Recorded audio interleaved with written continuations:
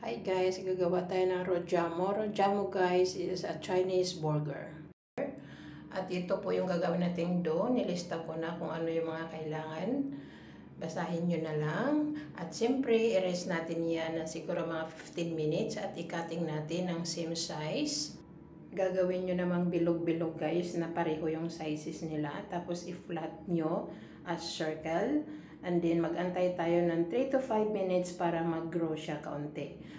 Habang nag-aantay ako, ito na nire-ready ko na yung boiled egg, coriander, at saka yung braised pork belly na para ilagay natin.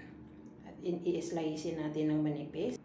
Nag-grow na siya kaunti, lutuin na natin siya guys without cooking oil. Takpan nyo na lang yan guys.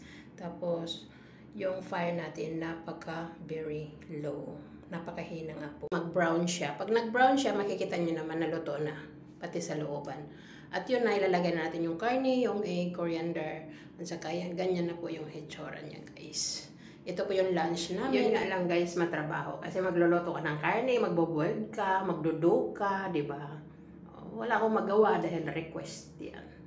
And thank you for watching guys. Sana may tutunan kayo for today.